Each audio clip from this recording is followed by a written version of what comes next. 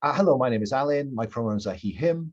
And tonight I am facilitating the first of two sessions of my own game of Dark Age heroes confronting the supernatural, Eotenweard. This is a two-shot organized as part of the Gauntlet RPG community's online calendar. If you don't know about the Gauntlet, please search Gauntlet-RPG and come find out some more about us. If you really like us, you could support us in the Patreon. But we are a global community that plays tabletop role-playing games online, and you know, we have about 100 games on in a typical month. So, you know, come play with us. Because this is a Gauntlet, we like to think our table culture is really solid. So we have a Gauntlet code of conduct which we're playing with, and I'll just direct the players at this point to the Lines and Veils tab. We are playing with lines and veils. Lines are things that won't crop up in the narrative. If anyone sails too close to that, please warn us off. A veil is something that may appear in the fiction, but we will draw a discrete veil across it. It won't appear in inverted commas on screen. There's also some stuff there about ask first. And if anyone is particularly interested in seeing something, then there's also a column that the players can put up there. So, you know, do by all means, players, mark some, you know, if something's already a veil and you prefer it to be a line, that's fine. You just can't go the other way. And we'll check in on those before we start playing properly. We're also playing with an open door.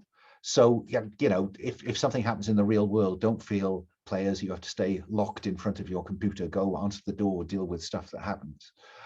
We hope you come back. You'll come back. If you can leave us a note in the chat to say, you know, oh, sorry, got to go back in 5 minutes, 10 minutes, that's great. We'll keep going and we'll reintegrate when you return.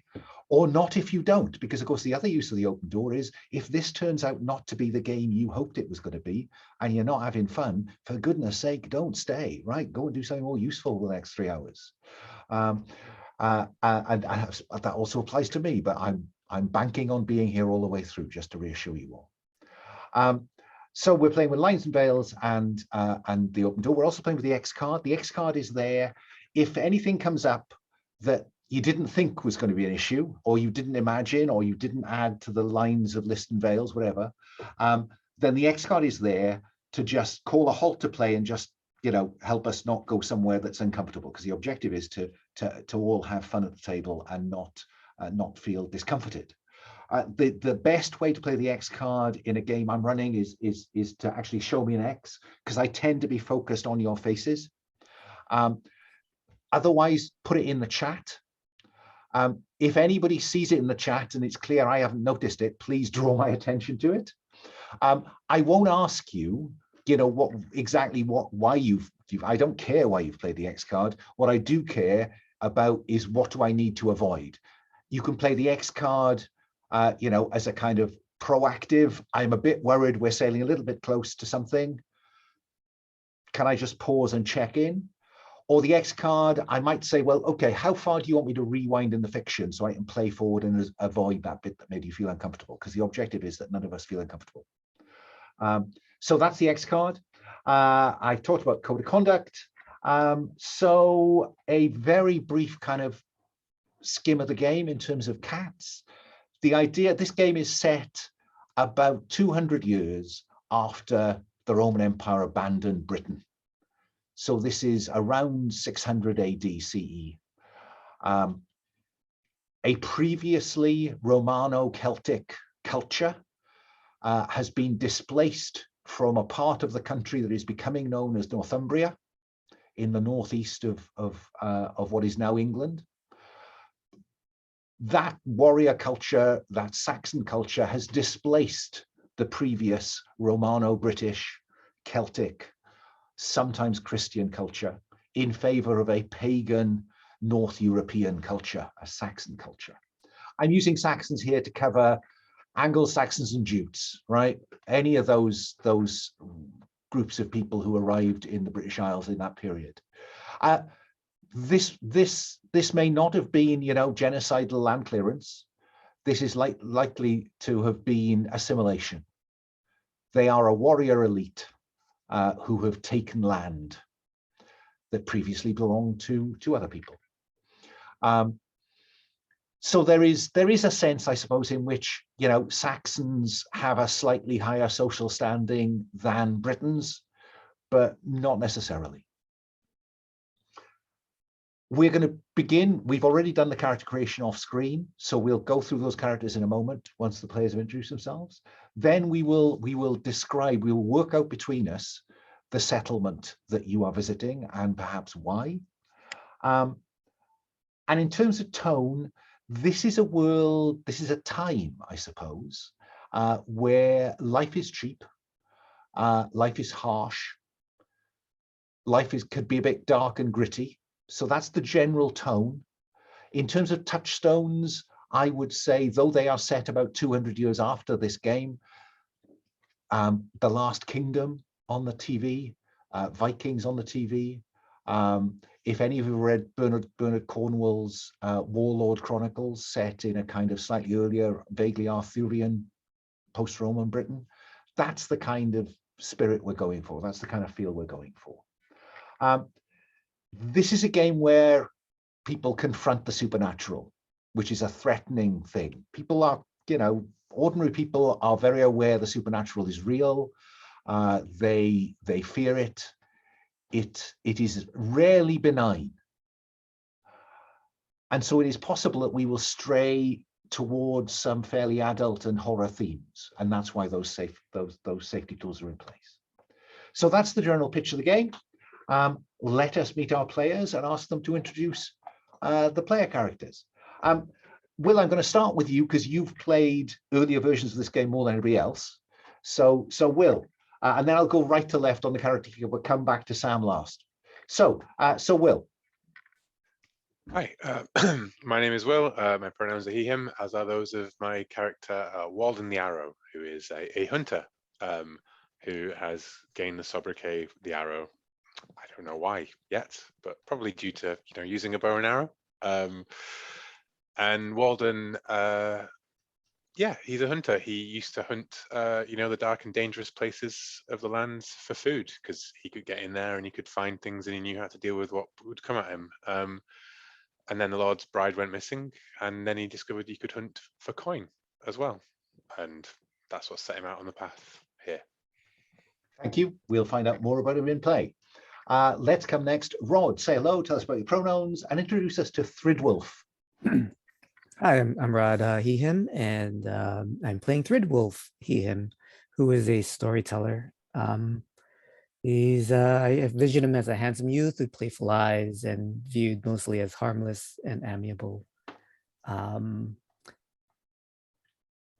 what else do I need to say about him? No, that's fine. That's fine. That's plenty to be getting on with.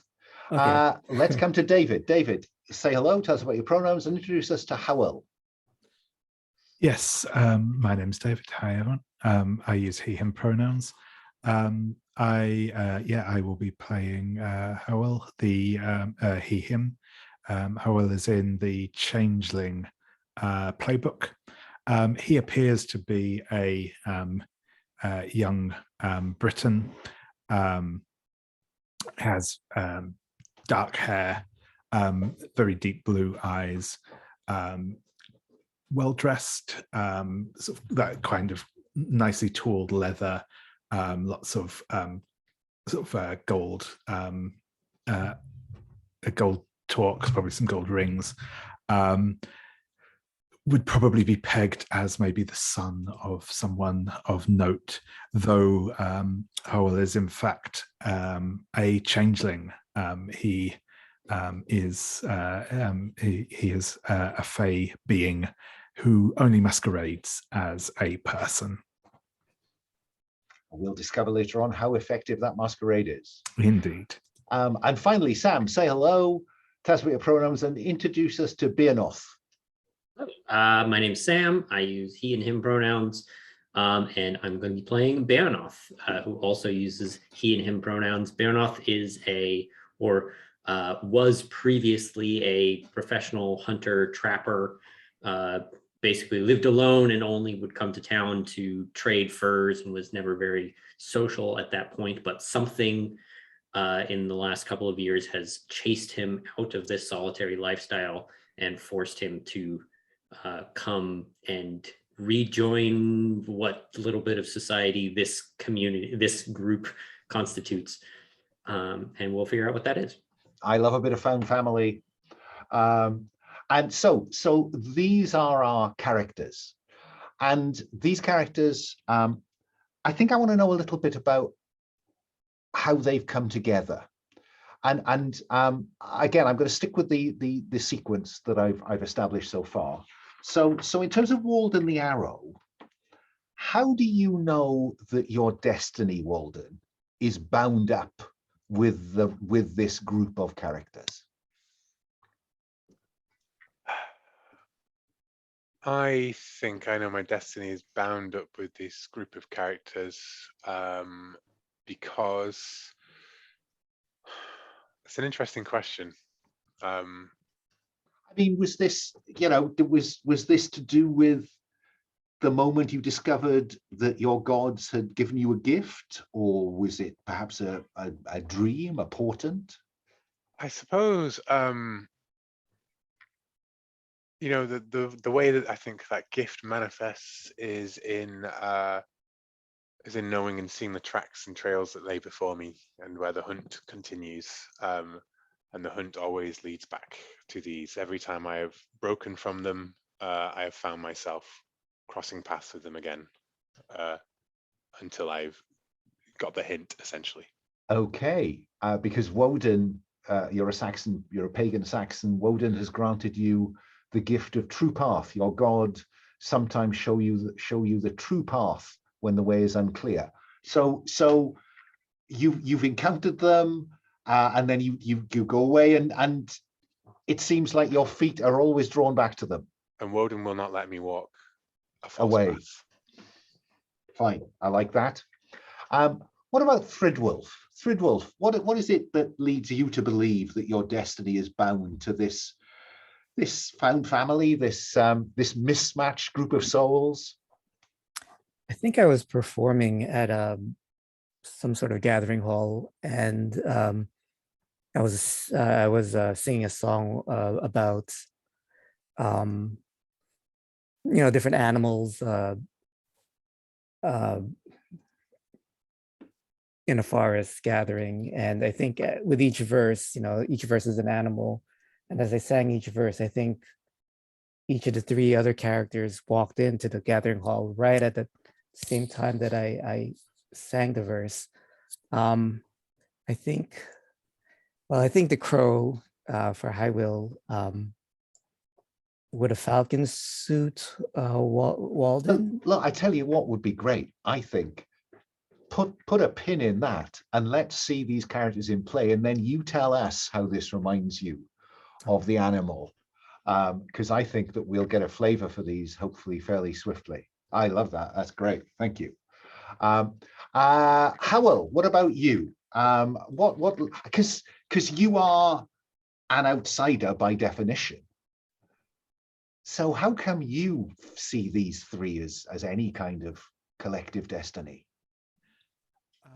I think that at some point in the past, they came to my aid against a great and terrible foe who it is possible might have been able to take me on had they not intervened.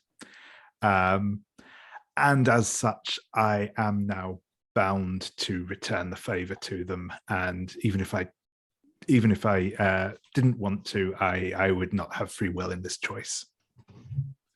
And I will be curious, I think, whether that opponent, that foe, whether that was in any way connected to your Fae Lord. Because while they're going to end up owing debts to their gods, you're going to end up owing debts to your Fae Lord. So I'm curious about that. We may explore that. And then finally, Beornoth. Beornoth, the loner.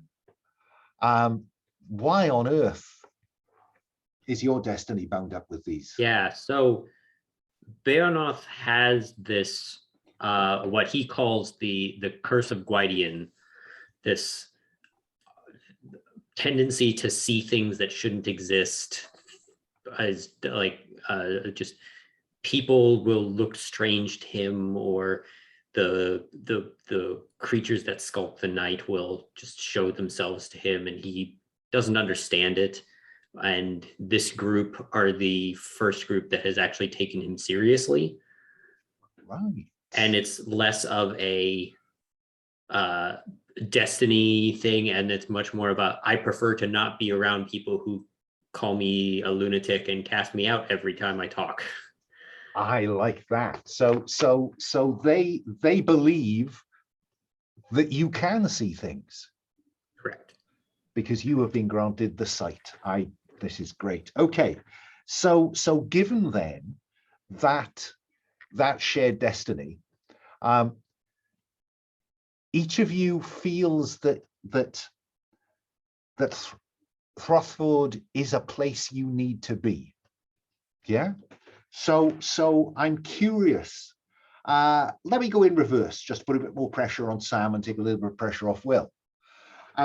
So Beornoth, signs and portents. You know, what have you seen? What have you dreamt? What have you been told that leads you to believe that Hrothford needs you, needs this group of heroes?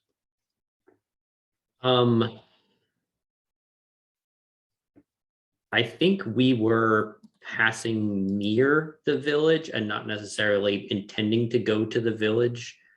And I'm thinking I think that Beornoth saw tracks that nobody else could pick up. Just like large animal tracks that just nobody else recognized was there. And that immediately kind of sets off alarm bells of like, hey, something weird's going on here. And I think they were headed towards the village. Fine. I like that. What about Hywel? Hywel, what signs or portents have you seen that lead you to believe that Hrothford is where you need to be? I think that the local spirits of air and water are in a sense of turmoil at the moment, and the weather has probably become quite blustery as a result. The weather, always a good sign that things are amiss. Thrydwulf, what about you? What have you seen or heard or been told? I don't know. Or dreamed. I dreamed a dream. Oh, there's an old song that references Hrothford. And it's one that I never understood. So I'm curious if people there might be able to explain it to me. So when Beornoth says there are some tracks running down to that village down there, isn't that Hrothford? That rings some bells for you. Right. Fine, I like that. I'll work with that. And finally, Walden the Arrow. What leads you to Hrothford? I think that what leads me to Hrothford is the promise of coin. That our talents are, there has been rumors passed among some of the travelers that the few travelers that we have met on the road or in nearby settlements, that there may be an opportunity for work for those of our nature in Hrothford. Fine. And I know, safe in the knowledge that Woden will turn me back if this is not the right path. Indeed, he wouldn't let you go, would he? If this was not what was meant to be. Okay, so we've got some idea. Perhaps that set you thinking about what might lie ahead for you. Let's look at Hrothford, the settlement. So if I take you to the settlement tab, This settlement is Northumbria. It is led by a Saxon landowner. We won't know yet whether that's a male or a female. They are a pagan follower of Woden the Allfather. They may or may not allow worship of the Christ on their land. And they may be more nervous about the old gods because they know that ultimately they are the gods that they have driven off this land, or perhaps sought to drive off this land. Each of you is going to create 2 mortal non-player characters as our supporting cast, if you will. And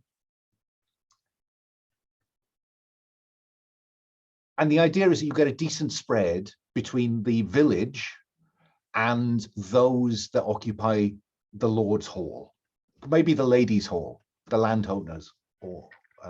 And so let me, I'm going to put the pressure back on Will now. So let's start with Will. The way this works is you pick a name, and they are gendered, female, male, Briton names, pagan Saxon names.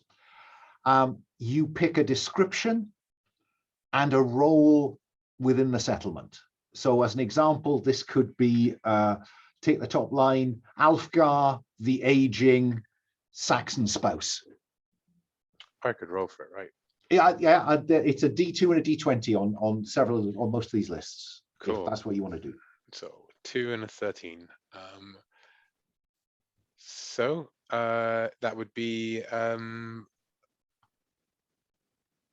wait, where was it? Oh, I see 2. Sorry, that would be Sigweird.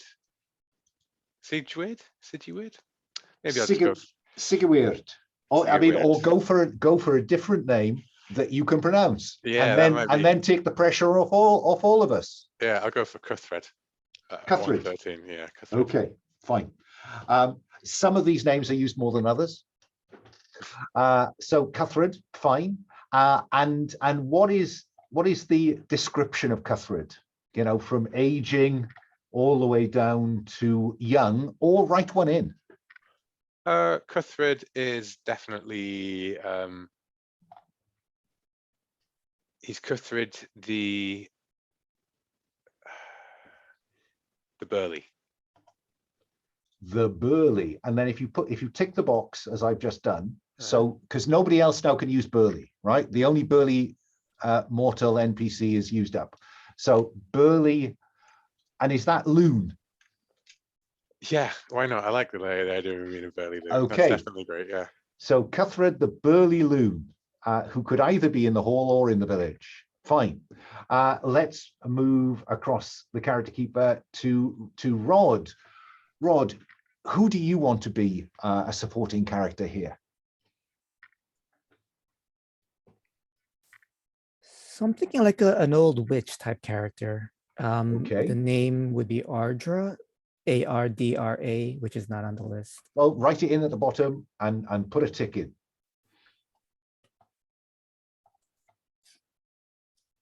Now, clearly, witch is not something that appears on the list. Right. But stuff like healer is on the list, outcast is on the list, beggar is on the list, depending on how you conceive of her. Oh, I think outcast. Fine. And so what description would you use for that outcast? If we've got a burly loon, how would you describe Ardra?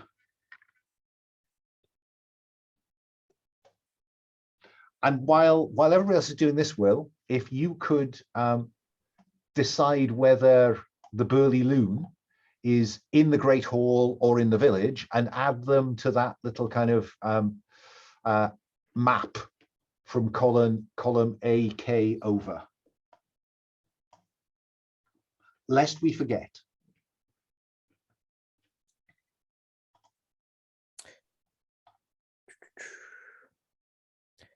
Can I write it in and put mysterious? Oh, you can. You can.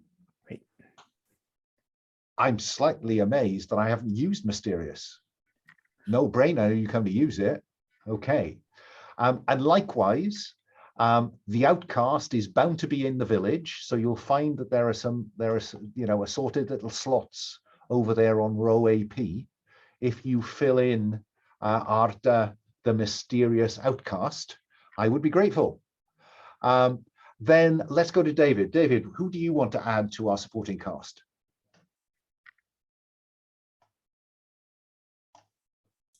I think I'm going to go with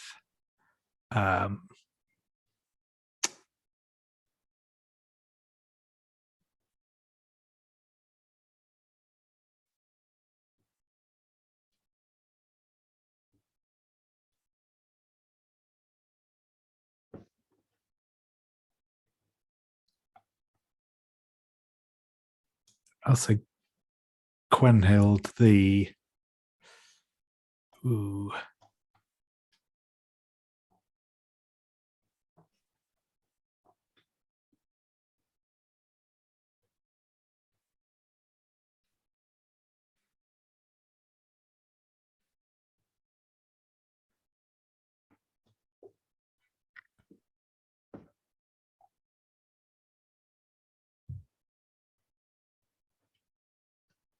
I'll say the generous alewife.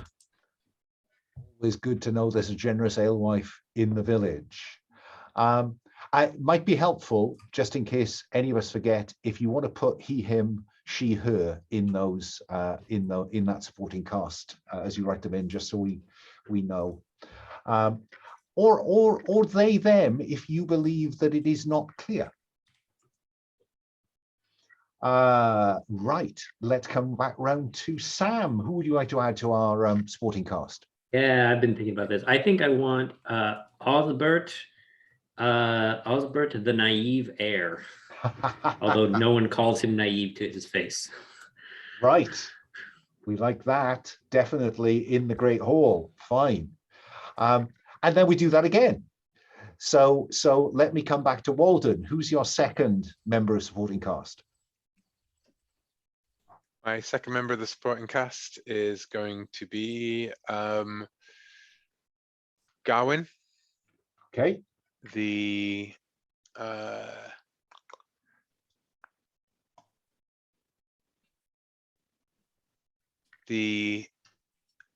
wicked.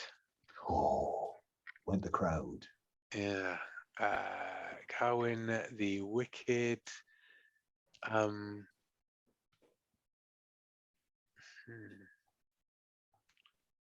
Hunter. Okay, you've got a wicked hunter in play, and then again add that character to the village. Rod, what are a second supporting character?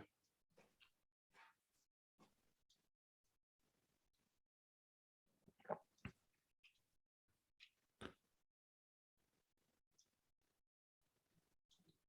think we're gonna have Sigbert.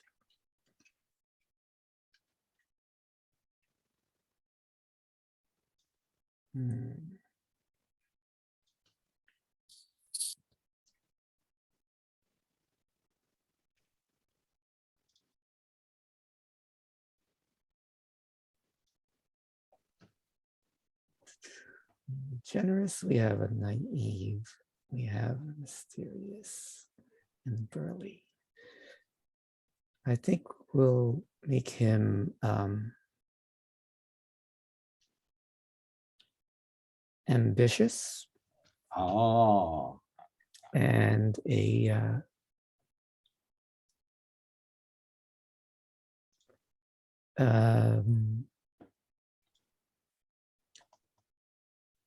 trader. So Sigbert, the ambitious trader. fine. And you put him in the village or in the hall? Your choice. David, what about a second member of supporting cast? Yeah, I think I'm going to go with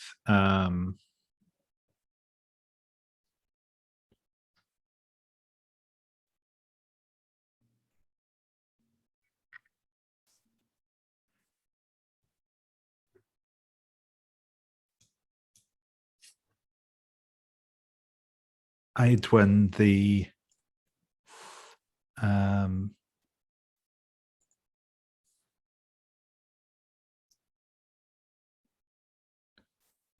underhanded spouse of our chieftain. Okay.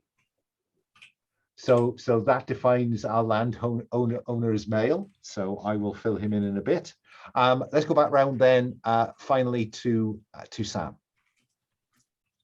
Yeah.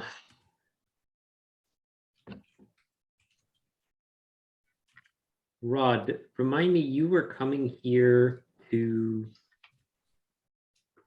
because you'd heard stories about this place, correct? You know, I think there's like a tale, and Hrothford is mentioned in the verse, but it's like a really weird verse that I don't understand, and it's like the one part of the tale that a lot of people argue about because no one understands it. Okay. So I think that verse was originally written by somebody who lived here, and I'm going to name them Dill. I'm trying to Deal. I think Dill. Deal. And I'm trying to find a good descriptor for them. They're definitely a storyteller.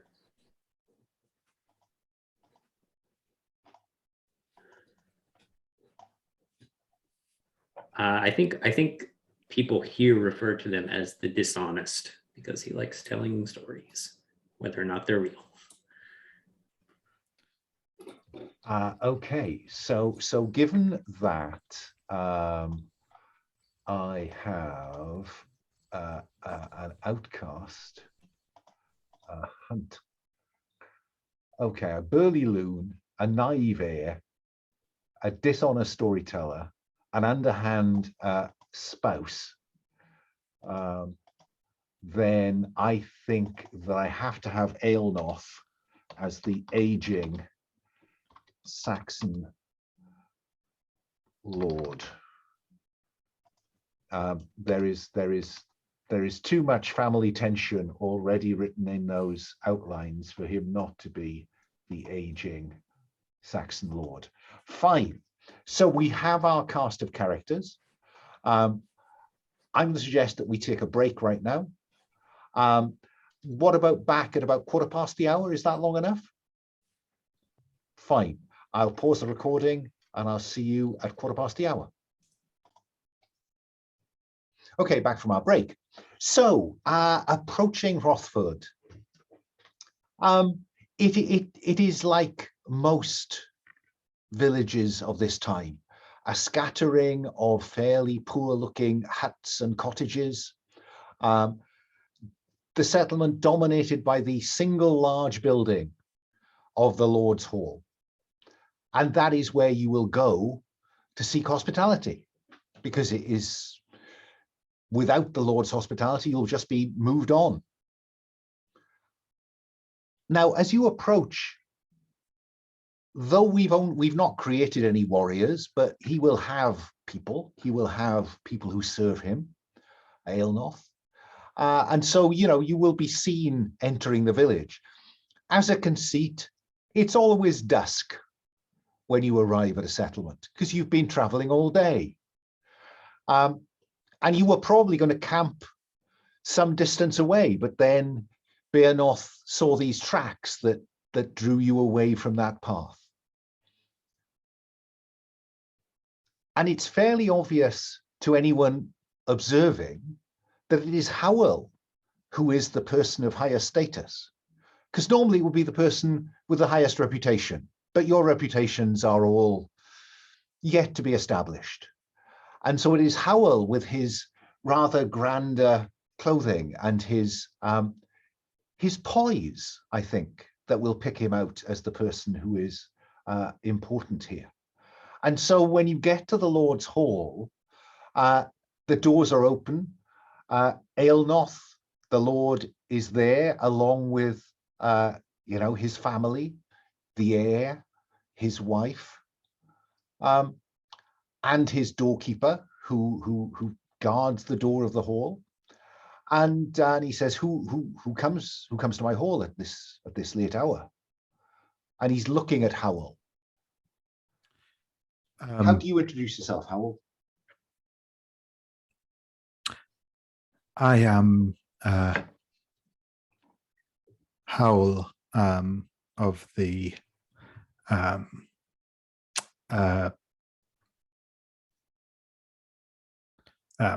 Western Forests, and these are my traveling companions. We were passing by your grand hall as the sun began to set, and we're wondering if we might seek your hospitality for the evening. I'm curious, Thrydwulf, you're someone who's seen the inside of more lords' halls than many of the others. The sense I get is that Beornoth's experience of inverted commas civilization is relatively thin, and Walden has probably taken coin, but may not have been necessarily a welcome guest. So Thrydwulf, is this, is Hywel just flattering here, or is this a grand hall?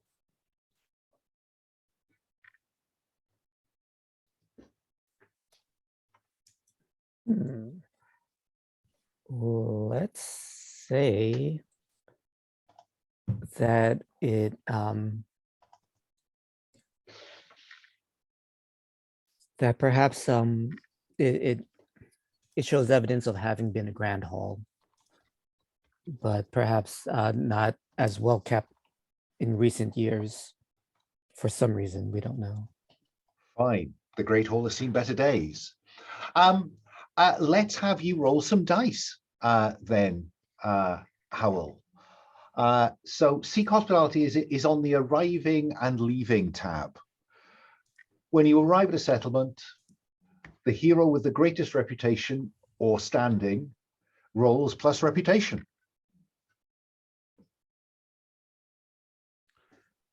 Excellent. Oh, I also have my you have a seeing starter session. human. I'm going to do that second, just so I don't have you chased from the village with the pitchforks before you've sought hospitality. Fair. I just thought I'd double check on that. But yes, certainly. So I believe my reputation is 0. So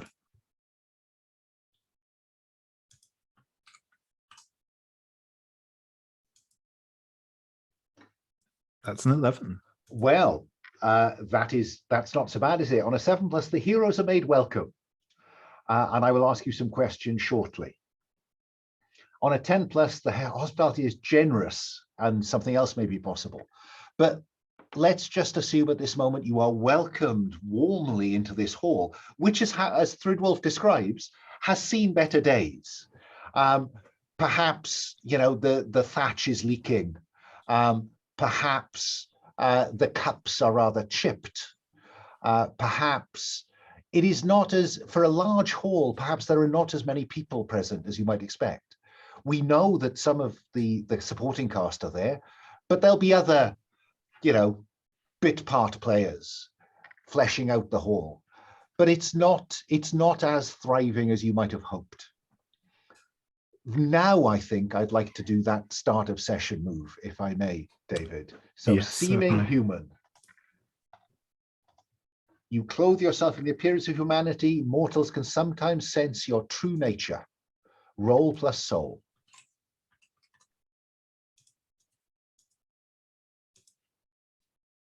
Oh, that's a 10. Then your outward appearance is seamlessly maintained, and you are ushered up to the table, the Lord's table, because clearly that's where your status says you should be. The rest of you are given seats on benches lower down the hall.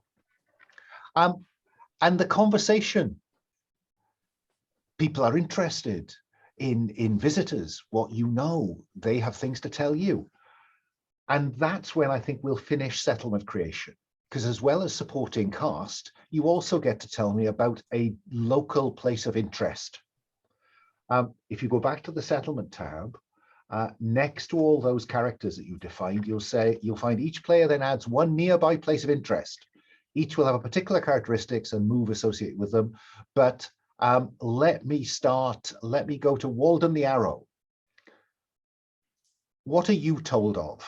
And you get to choose a D20 if you want to, descriptor, and a D20 location, place. I am told of the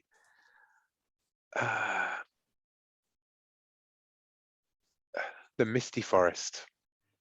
The Misty Forest. And it might well be that the path that you were taking before Beornoth led you away, perhaps the path was towards the Misty Forest. Yes, I think maybe the Beornoth led us out of the mists. You know, they parted as we went towards Hrothford. Would you add that to a nearby place of interest on the settlement tab, please? Sure. Let's go to Thrydwulf. Thrydwulf, in opening conversations and small talk over this generous hospitality, what are you told of? Which place are you told of, and how is it described to you?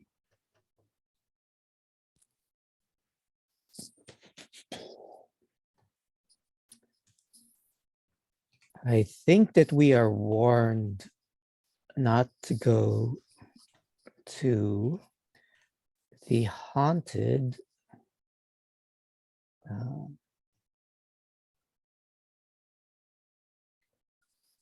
moorland. Okay. I'm beginning to see a bit of geography here. I'm beginning to see a valley with a forested valley shrouded in mist. The hall is on the uplands above it, but beyond the hall is this moorland. Okay. Hywel, up there on the top table, what do you discover in the locality? I think that as I make my kind of introductions, I will greet the lady of the house in Celtic, and in the sort of general conversation, she will mention that probably I would imagine up in the up on the moorland there is a windswept tor. Of course there is. There is a windswept tor beyond, deep in the moorland. What's her reaction to you speaking to her in British rather than in Saxon?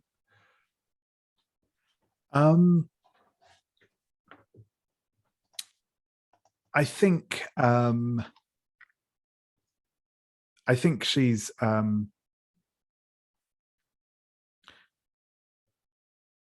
I think maybe she's there's definitely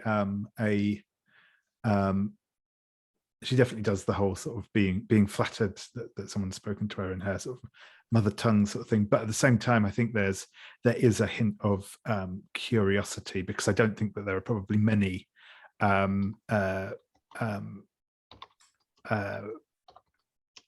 many British tribes left around in the area.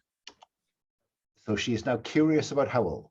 I've added. Fine. So Eotenweard is curious about Hywel. And finally, Beornoth, down there in the body of the hall. I mean, what is conversation with Beornoth like? Because I've got this slight loner feel about him. I feel like Beornoth is not one to actively engage in conversation.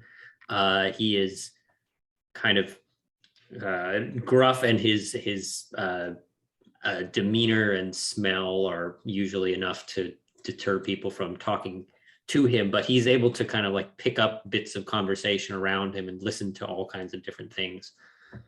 And I think he hears a couple of young boys boasting about how they were able to make it up the treacherous cliffs that line the valley clearly without getting injured, and people are calling them out on it, saying that no, you can't have possibly made it up there. And typical teenage boasting, but certainly interesting enough that it might warrant visiting. Fine.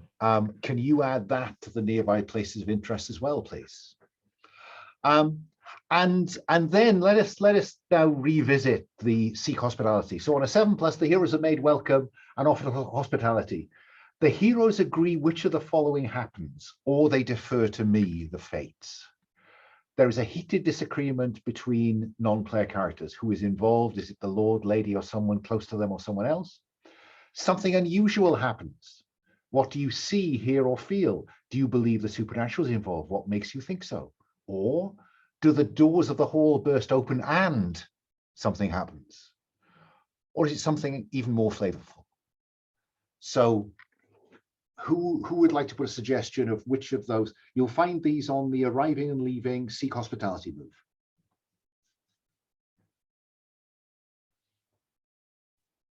Anyone interested? I feel like, oh, go ahead. No, I was just prompting interest. I was going to say that we have a lot of kind of tension built up in the NPCs, so maybe having an NPC argument sounds like a good idea. An aging, lord, and a difficult family situation, conceivably. That would seem to work. Anyone will put something else on the table?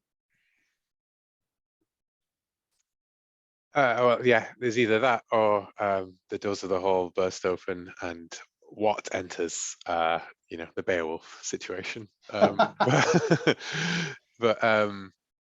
if we go for the argument, do we then choose who is involved? Exactly.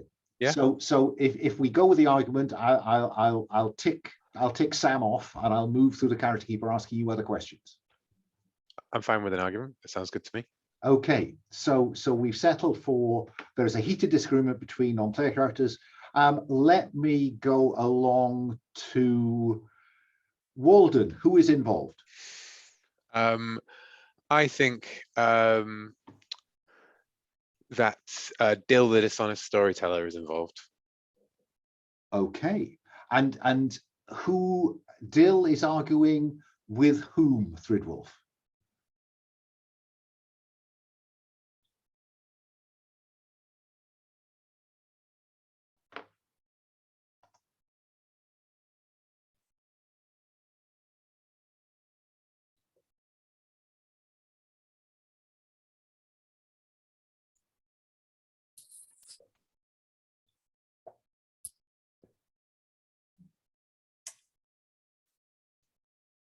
He's arguing with Cuthred, the burly loon. I like that. And I think probably Dill is up near the top table, Hywel, when Cuthred approaches him, and that's when the argument ensues. What does the argument appear to be about, Hywel?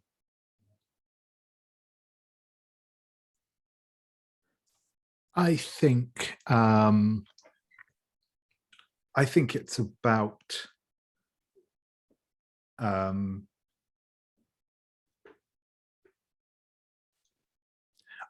about something that Cuthred claims to have seen out on the moors, something mysterious,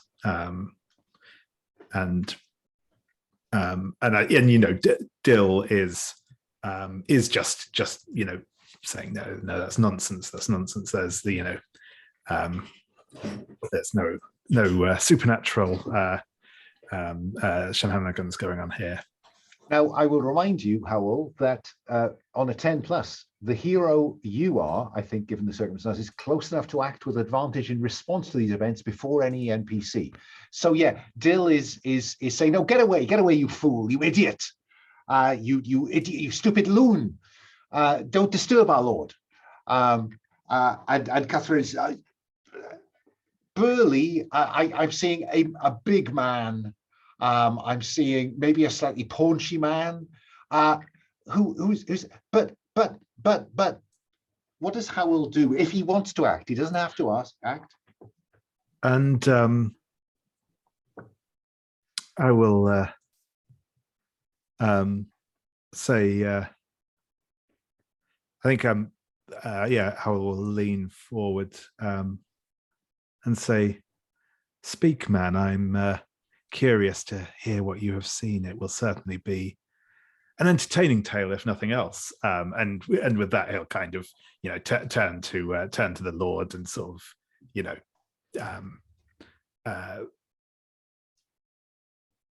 kind of seek, what's the word I'm looking for? Seek his agreement, I guess. Get him to sort of get on board with this as well. Okay, that sounds like convince them. What do you do to convince the Lord, apart from using your natural charisma and position in society?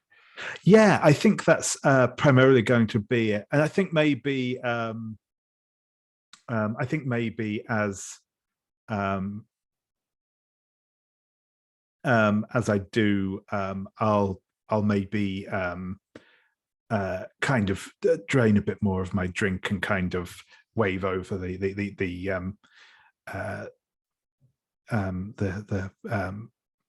servant to kind of fill everyone's drinks up as well, so to kind of set the scene for this tale telling.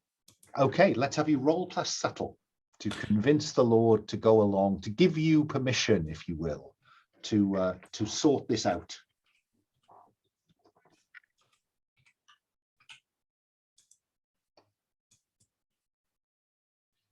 That's another 10. I was going to offer you the chance to re-roll that 4 because you had advantage, but I won't bother now. Choose one. You gain advantage as a result of the Lord deferring, passing authority to you, or the Lord owes you a debt. I think this feels like more like an advantage situation. I think that it's kind of cemented my image as someone who deserves to be listened to. I'm slightly worried we've lost Sam. I hope he'll come back. Thrydwulf, you will see this altercation going on, and you'll see Hywel pouring oil on troubled waters, and the Lord deferring. No, go ahead, Hywel. Do. Please do. There he is. We'll wait for Sam to come back. There he is. We'll just check in that his. You okay, Sam? We got a bit worried then. No, my computer crashed. Oh, okay. So Thrydwulf, you see this going on. Do you want to do anything, or do you just want to observe?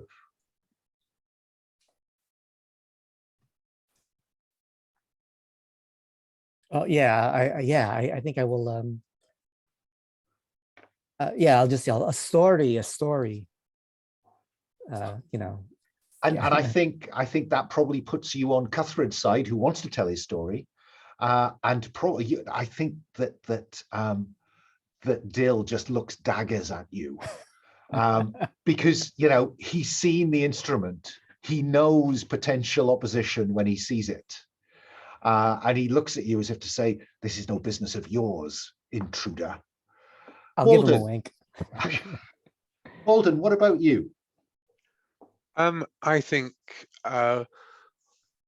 Walden, knows that not to get in the way of Hywel has the social graces under control, it seems, and he's going to just, from a position further away in the table, he's going to look about him to try and get a sense of, what's at play here in these things. Who's tense in what way, and who looks, who is concerned by what when the Lord defers to an outsider.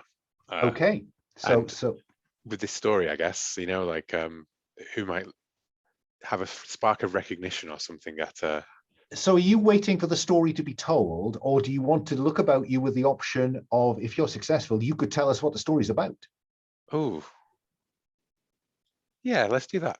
Okay, let's have you look about you. Roll plus sense.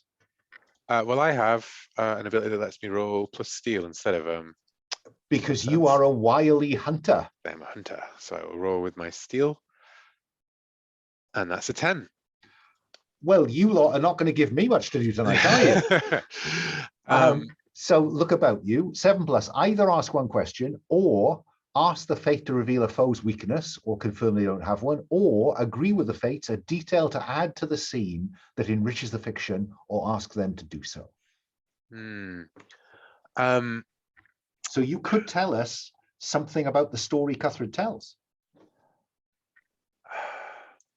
I think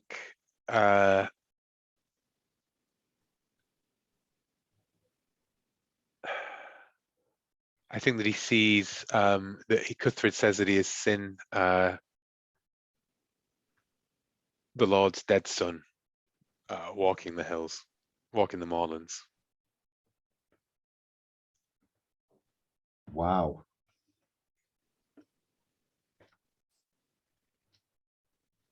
Oh my goodness me.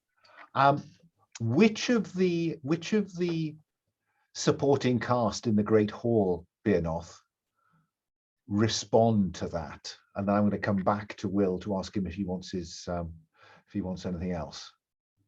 Because you're on a 10+, you're going to act on advantage with that information. Yeah, I think that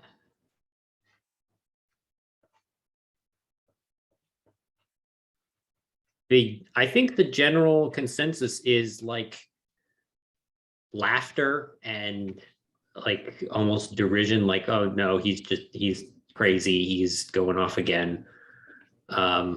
Maybe I think only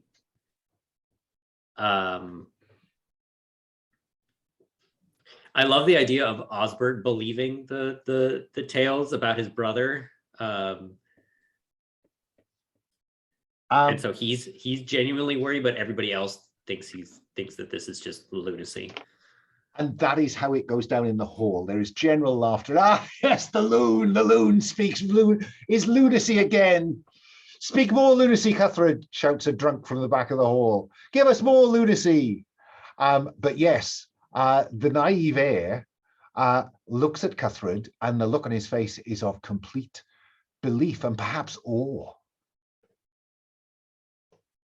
Now, Walden, do you want to act on the basis that you have advantage when you act on the answer you received, or do you want to just sit on that for a moment more? I do want to do that. I'd like to act on the answer that I receive.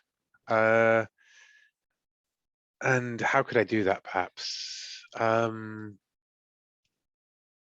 Is there anything I could do there, really? I'm not sure. I mean, you know, role play it, and I'll tell you if there's a move. Yeah, it's just because I feel like I'm doubling up, because I think it would be more about looking around again, like with that context, and all of the laughter seems to provide a nice counterbalance to what my other thing I was wondering about there, which is like, who doesn't join in the laughter with that, or who does it seem forced with, you know? Right. I think probably the fiction needs to change a bit more before you look about you again. Can I pass +1 forward to anybody else who acts on that, or? No, I think this is about what you perceive, but you'll sit on that advantage until perhaps yeah, and if I don't get to use it, it's not a big deal. Yeah. Sometimes they come, sometimes they go. So Hywel, that is the story that's told. Do you want to do anything with this revealed information, or are you know, does the whole the meal, the feasting goes back to where it was? Yeah, no, I think for the moment I'm just going to kind of sit on that information. But yeah, no, I think that's it sort of seems to have at least diffused the initial disturbance, and some potentially useful information there as well. Okay. So does anybody else want to do anything else with this within this scene, or shall roll forward? I'm curious how the Lord and the Lady react to the story. I think that you're going to ask me a question about that. I think that's look about you. Roll with sense. Yeah. Not good. All right. A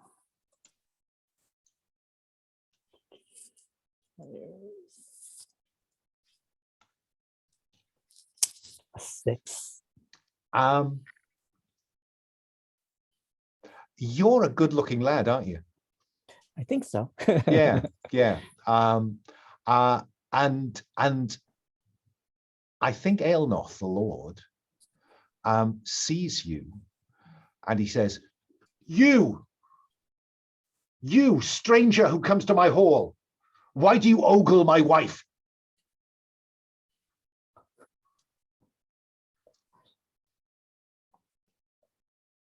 I will stand up and bow. And gosh, I'm just gonna go honesty, route, and I'll just say, I fear that such a tale that I foolishly encouraged might have upset her. I think that you need to convince him that that's the truth, Right. to be honest. So, because he is angry, he's, clearly the aging he is, but he's not having anyone mess with his wife. So convince him by rolling with subtle. Right. Oh, and mark experience for that fail, by the way. Sure. Where is the experience? There it is. Okay, yeah. Got it. Yeah. So I will come up to the high table. Well, not right up to it, but closer. Absolutely, you will not approach my table without my without my permission. Stand back. Then I will stop and I'll drop to a knee.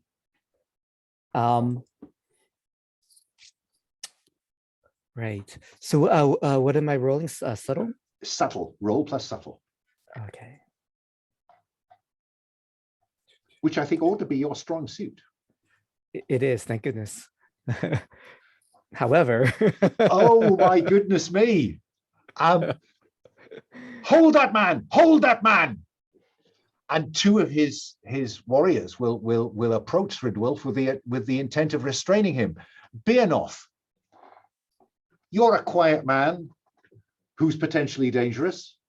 Your friend is about to be restrained. Do you do anything?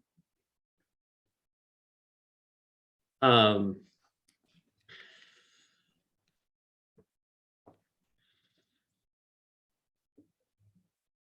think, I think as this scuffle is happening,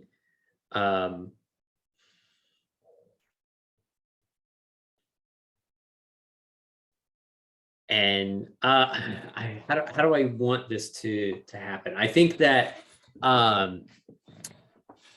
Beornoth, without even like standing up, is just going to boom out in this big voice.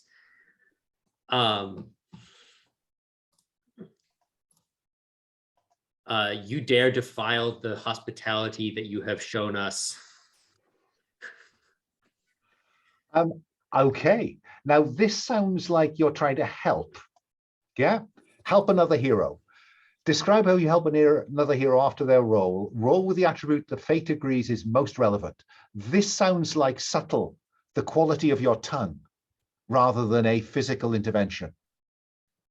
Yeah, I'm not trying to be physical here. I'm trying to intimidate him into like, you've shown us hospitality, now actually prove it. So not physical threat. Correct. I did not pick. There is a move that lets me roll that with steel, and I didn't pick that one. Okay, so roll plus subtle to see if you can help poor Thrydwulf, who's in a hole. That is a 10. 11 Well, will you look at that? The outcome is one step better, not just +1. So that goes from fail to 7 to 9. So it's I think Ailnoth is slightly taken aback that this low-born commoner you're a scruffy looking devil, but suddenly it looks like Thrydwulf, you have a chance to kind of just step into this pause. Ailnoth's anger appears to have been pricked slightly with Beornoth's challenge. They will do it, but they choose one. They ask you to do something first then. Well, if you are concerned about the impact of stories, make us laugh.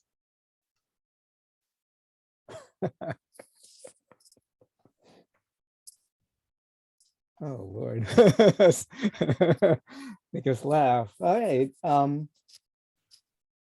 Gosh, I will be honest, I'm angling you to attend to me. When you deliberately call for attention during a scene, remind us of a time your performance led to trouble and roll plus subtle.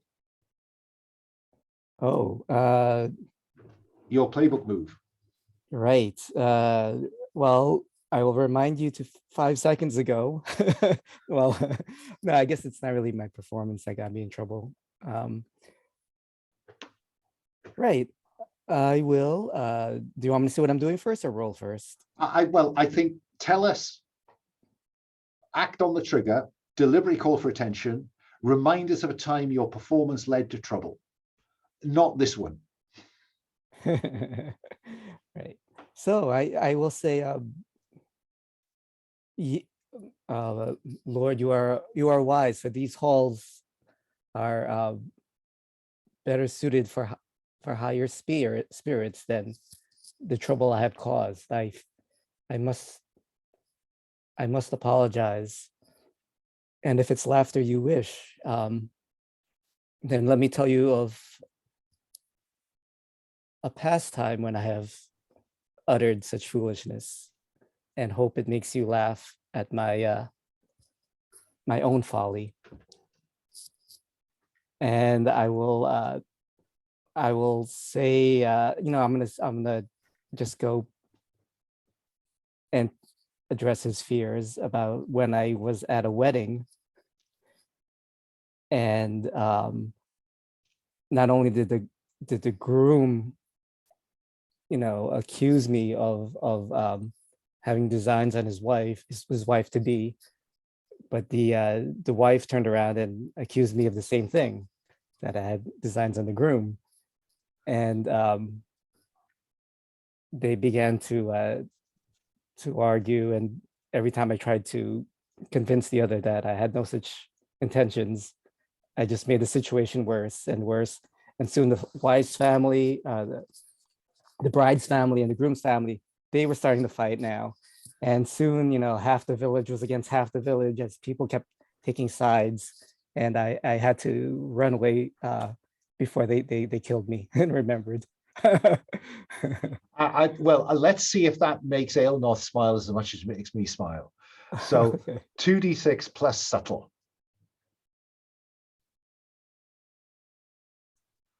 That's good Right, enough an for me. 8. 7 plus. Say who or what stops, watches, and listening. Well, I think the target of this is Ailnoth, for long enough to allow another hero to act, which breaks the spell you have wrought. So you successfully impress Ailnoth, create an opportunity for somebody else to take the conversation somewhere else. Who acts? Walden, you haven't done anything for a while. Do you want to distract attention away from this fracas or potential fracas? Yeah, I would like to. I would like to call a toast for the feast, for the fine feast that Ailnoth has laid it in front of us. The quality of the hunt must be most impressive. Was it in those misty forests, perhaps, or upon the moorlands? And that is enough of a distraction to take all attention away from Thrydwulf and set people saying, "Ah, yes, to the Lord's table." Yeah, I think it's while we're all laughing about Thrydwulf's story, and I raise my cup and call out that the dead from that feud, they must still be piling up to this day. A man whose tongue gets him in so much trouble, and everybody else as well. And so the spirit of the feast is it returns to a more positive spin. Does anyone else want to do anything that night or Well, before the I'll feast definitely breaks up? thank I'll definitely thank Beornoth for standing up for me. Yeah, a nice scene where Thrydwulf brings a jug of ale across to Beornoth, and because Beornoth needs a friend is the feeling I'm beginning to get. Does anybody want to do anything else in the hall before the feast declines? I'd like to ask Oshpa about his brother. Okay, so the formality of the feast has broken up. Food has been had, drink has been had. People are now moving around in the way that at any party begins to happen once the ale has flowed, and you find yourself with the Lord's heir.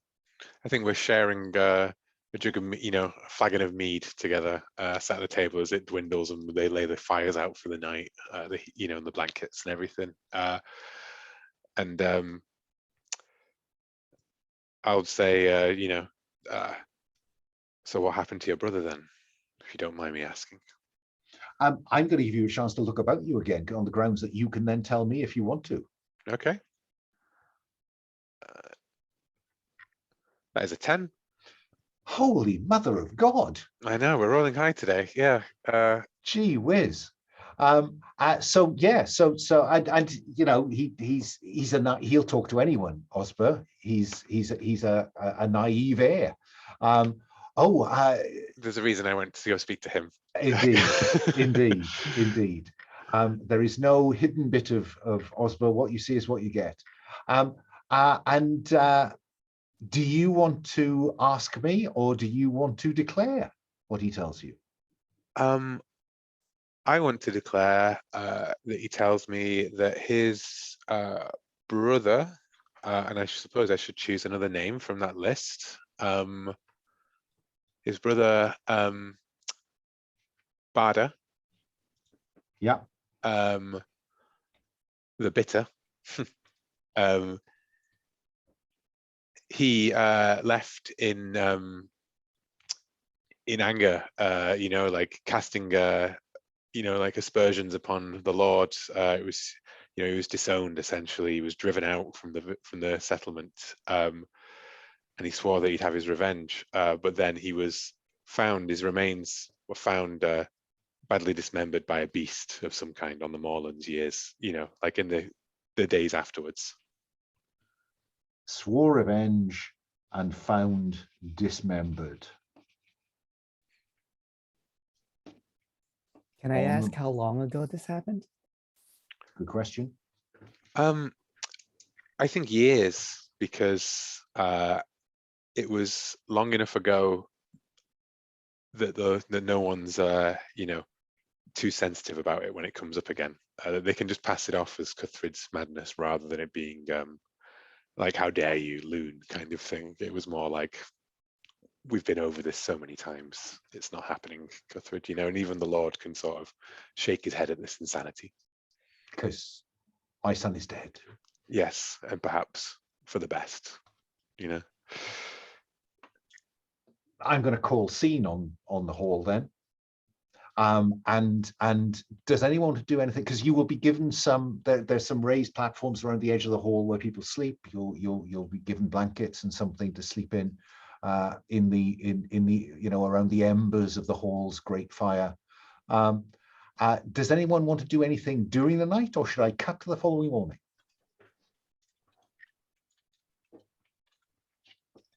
Beornoth happy to cut?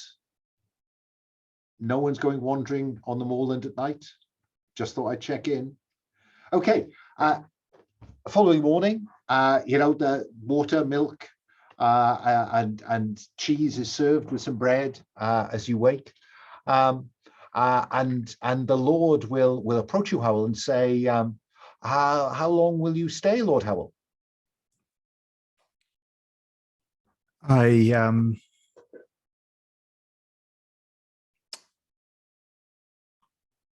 Because clearly the hospitality is open-handed, and you are welcome to stay, is the impression he wants to give. Yeah. We may stay another night, my lord, if our welcome is not exceeded. But we obviously must make our journey on at some point. But we have had some days of hard travel, and my companions could well use the rest. Stay as long as you like, my boy. My wife hears her language so rarely, and it was a pleasure last night to see her converse in the language of her childhood. Yes, we are. Our people are few and far between in this part of the world now, but always good to meet a fellow on the road. Yes, I mean, forgive me, Lord Hywel, but it always sounds to me like someone is simply clearing their throat. I think I'm going to call our second break there. I'm going to suggest we get back around the table at 5 past the hour. And I think we have, my feeling at the moment is that we have, our inciting incident is fairly clear. We have some things and some places of interest.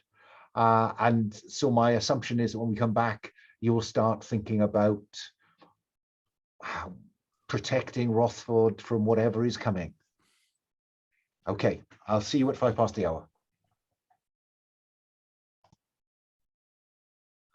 Back from our final break for this session. So the following day, what are you going to do, folks? I think probably we need a couple of scenes. So let's.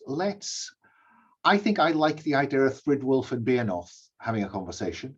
You know, because of all what happened the night before, and I think Walden the Cynic and Hywel, who seems to have the Lord's ear, might be an interesting conversation. So let's start with Walden and Hywel. What kind of conversation do we see the following day from you two? Lord seemed fair at ease with a vision of his son, of his dead son, wandering the moors. But I wonder how much of that was true. He seemed to have his ear. Perhaps there's coin in that for us. It certainly seemed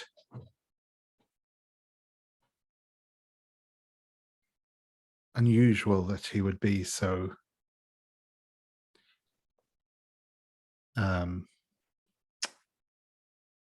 comfortable with it. As you say here, I had the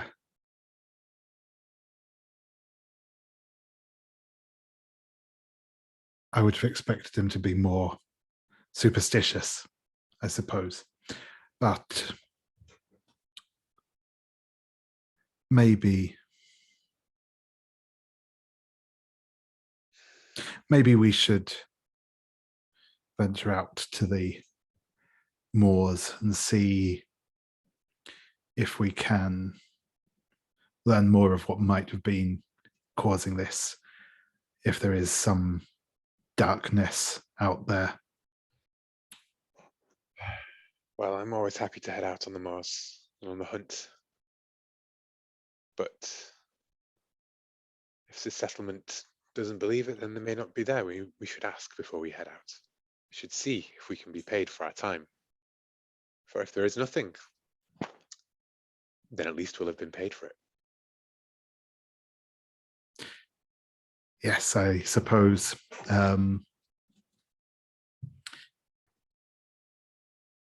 You have the ear of the Lord. You could speak to him, or the Oshbert, the boy, certainly seemed convinced that this Cuthred saw more than the others believed. Yes, I think perhaps I will speak with the boy first.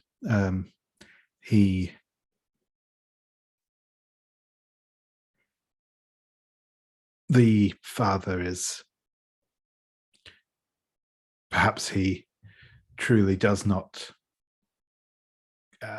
fear what may lurk out on the moors, but perhaps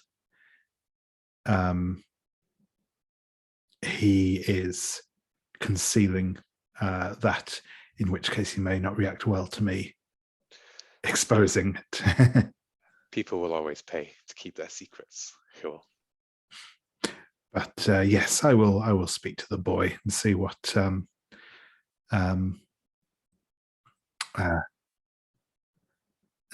he may what he knows of this. Scene end. Yeah. So cut to Beornoth and Thrydwulf. What kind of conversation do we see between you two? I At some point, I'd like to talk to Dill as well. Okay. Yeah. Let's just have you two interact for a bit, and then we'll have you resolve to go and have a word with Dill, who really doesn't like you. But go ahead. I feel like if we're in the main hall eating, Beornoth is, as he was last night, very uncomfortable. Doesn't like being around lots of people, doesn't like being in the middle of town very much. And so he's kind of just stuck in this corner. He's got some food in front of him that he's barely touched at this point. And is Thrydwulf coming over to chat, or does Thrydwulf think there's something that he needs from Beornoth? Oh yeah, I think I or would is just he say, concerned for Beornoth? Or is he concerned? Yeah.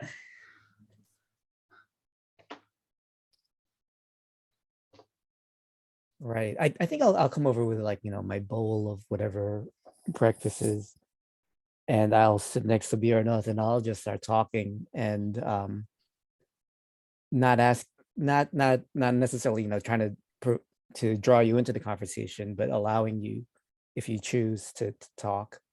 And I'll just go off on about how, oh, thank goodness you're here. I can't believe I get myself into these messes. It's a good thing. It's a good thing I'm a fast talker, and and that there's no bloodshed. Won't be the last time I have to pull you out of some scrape you dig yourself into. Well, I hope I can repay the favor sometime. And he looks down at the axe that is on the table and over at the lute, or sorry, what's your instrument that you have? I don't know. We can say it's a harp. Yeah, this harp that you have on the table is like, well, I don't know how many struggles I'll be in that need a song to get me out, but if I ever do, I'll know who to talk to. Oh, you listen be to surprised. Oh, God. You listen to stories.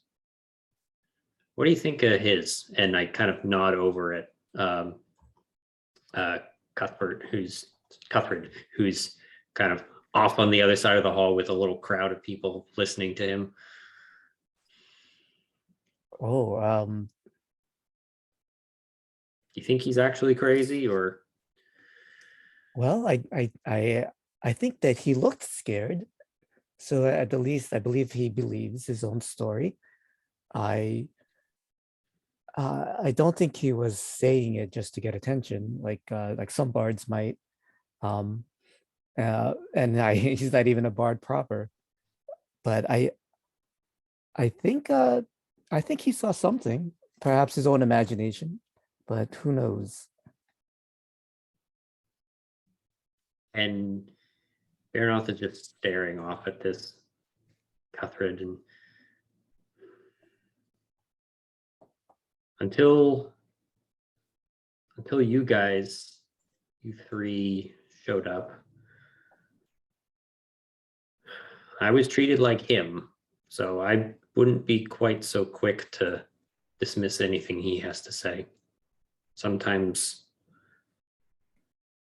lunacy is just knowing more than what people want to hear. Do you want to speak with him? Perhaps there's a kindred connection there.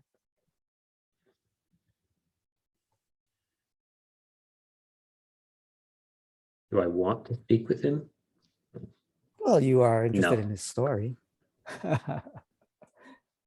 Very well. But I think we should. I think we should listen to what he has to say. That seems like scene to me. Let's cut back to Hywel, who thought he wanted to talk to Osbert, the naive heir, I think. Yeah, absolutely. Would this perhaps be a time where I could pass on the act on my look about me to? Yes, I think that's fair. Because Yeah, I've spoken to him and he Yeah. set him up for yeah. If you need to roll in this conversation, you'll roll with advantage. But for right now, let's hear the conversation, I think. Yeah. Where will I find? Sorry, I keep blanking on the name. Osbert. Osbert. Yeah. Cool. I think Osbert is outside, cleaning down his horse in a stable at the back of the hall. Yeah. And I think I'll sort of wander in there, and just watch him work for a moment or two. Do you like horses, Lord Hywel? Indeed, and a fine beast you have here. Oh, he's my best friend, or at least he is now. Well, they are certainly a loyal one, I have no doubt. Yes, he was loyal to my brother, and now he's loyal to me. It must have been hard for you to lose your brother like that. He was your older brother, and he pauses in mid brush, so to speak, and looks over at you and says, "Yes, Badr was my elder brother. He should have been the heir, not me." and yet I have no doubt that you will make your father very proud. I hope so. But I still miss him.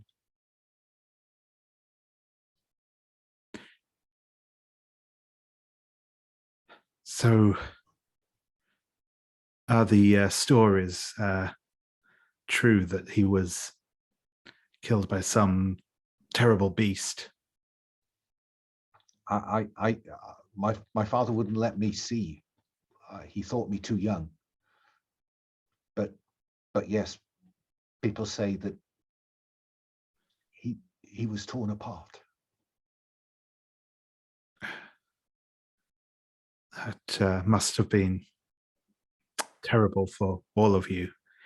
Of course, the beast, was it ever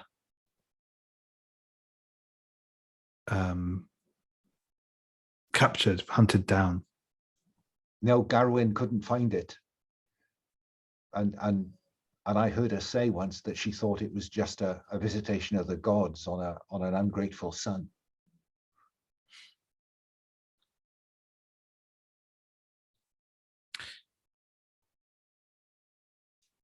Other people say it was Arda who did it.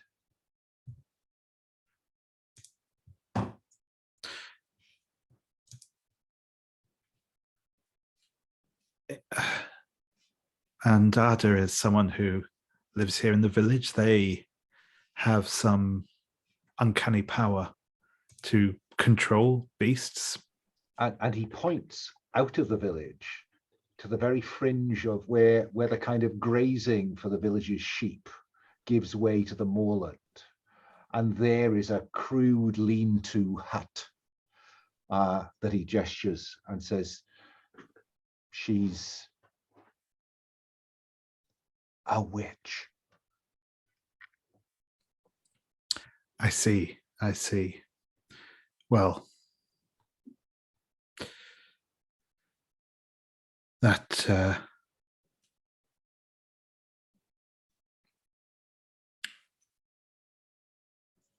would I can see why you might, or why some might suspect her then.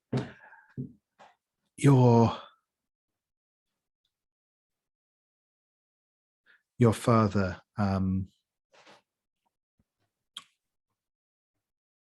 he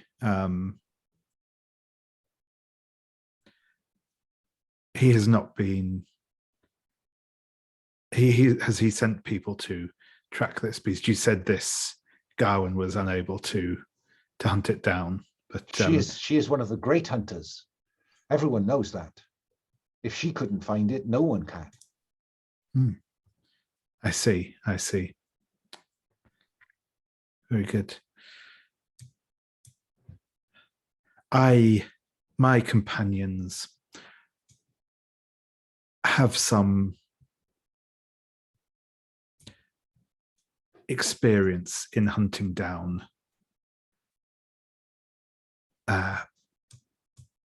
fell beasts. We could try and seek this creature out if it still roams these lands. And again, I know it will bring you little. It will not bring back your brother, but perhaps it might bring you a little comfort.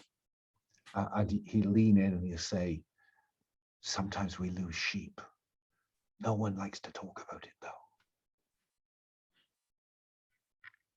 And that, I think, might be seen. Cool. Thrydwulf, you said that you wanted to talk to Dill, but then Beornoth seemed to be convincing you that Cuthred was worth a conversation.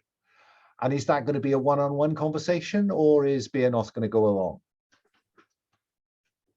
I would be perfectly fine with Beornoth going and having a one-on-one conversation with Cuthred and Thrydwulf having a one-on-one conversation with Dill.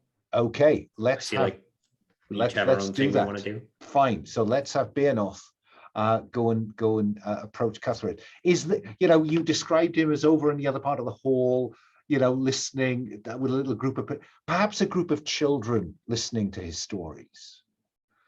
Do you want to wait until after that, or do you want to sit with the rest of them? No, I think this is a little while later, maybe during the day while he's off in the town doing, I don't know what he does during the day-to-day, but I'll pull him away from whatever he's doing. And he wanders around and does eccentric things. So what is it? What eccentric thing is he doing when you come upon him? I want to say that he's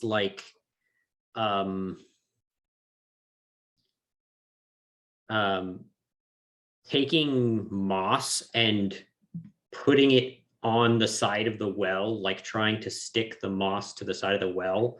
And it he'll go around and one piece will fall off and he'll go over and put that back on, and then another piece will fall off, and he's just losing this battle of trying to cover the side of the well in moss. And he's doing this saying, no, that doesn't go there. Yeah, yes, they're there, right? Oh no. Yeah. And he, a big man kneeling down next to this low wall. Do you tap him on the shoulder or sit on the well side? What do we see? I think I want to sit and watch for a little while. And I think this is trying to judge, is he actually I get that he's a little bit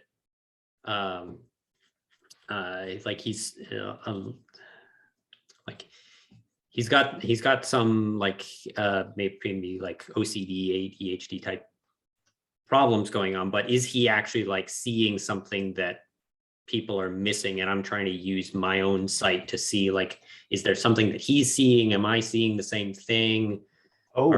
Let's engage with your gift. When you invoke your gift, either owe your god a debt and roll plus soul, or mark wounded or dying to pay in blood. What's your preference? I think I want to owe a debt, because I think this is I want to know if this guy is actually seeing something. Okay, so down there on row 56, you'll find the gods, Woden. You owe them a debt. If you hit the drop down, select a 1.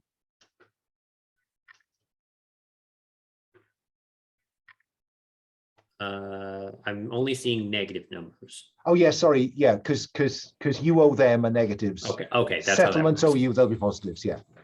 Perfect. Whether that makes sense, I'm not certain, but that's the way it is at the minute. And so yeah, so let's have you roll plus soul and invoke the sight. All right, my soul is 0. 2d6. That is a 1 and a 2. What do you do when the water spirit that occupies the well perches on the edge of the well side and looks at you? And she grins, her pebbly teeth grinning at you, Beornoth. I think just instinctively grabs Beornoth just grabs his axe and just like tries to walk towards her, like it's like threatening, like get out of my face. What are you doing here? And then she reaches down. She leans down beside Cuthred, and you hear her whispering in Cuthred's ear. And then it sounds like you want to confront her. Yeah. Just in the middle of the street, just like back away from him. Begone, foul creature of the deep waters. Yes. So the way that this works is you will see, if you check on the basic moves, confront them. Before you can humble anyone or anything, you must somehow overcome the defenses that they come with, yeah? And I'm going to say that this water spirit has a single defense, and that is that she is incorporeal. You know, you can see her, and from the look on Cuthred's face, so can he. So how are you going to cow her? Because hitting her with an axe is not going to work. Yeah. So how are you going to try and overcome this defense, or somehow make her vulnerable, or render her in any way susceptible? Yeah, I think that Beornoth knows enough about how these spirits work to know that I can't hurt it, but I can hurt the things that it cares about. So I'm going to start swinging at the well. Oh, I like that. Let's have you roll with steel then. Because that seems awesome. like the appropriate attribute for this one. Yes. That is a 7. Wow. So on a 7+, the Fates raises that defense, because yes, she backs off. So she is now susceptible to being dealt with. And your foe chooses one. They inflict harm to start. I don't know if that makes sense. They force no. They take an opportunity to flee.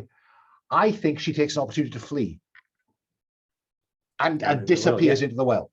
Yeah. And Cuthred turns and looks at you and says, "You saw her too."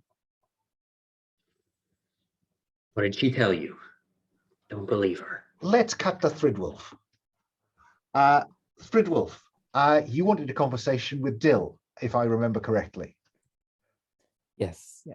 And do you want to approach him in the hall, somewhere else, on his own, with other people around? Preferably, I guess preferably alone. Okay, you'll find him throwing stones at sheep on the edge of the village. And as he hears you approach, he turns and says, "Oh, what do you want?" I wanted to thank you for last night. Thank me? Oh yeah, oh yes. Oh yes, thank me. Thank me for coming to my hall, the hall of my lord, and being clever. I should have heeded the warning look that you gave me of pursuing such a foolish story as the simpleton. I forget his name. Oh, you don't need to worry about him. He don't, his name's, who cares what his name is? I have you ever met a more foolish bard than I, for not paying attention to another bard in his own hall?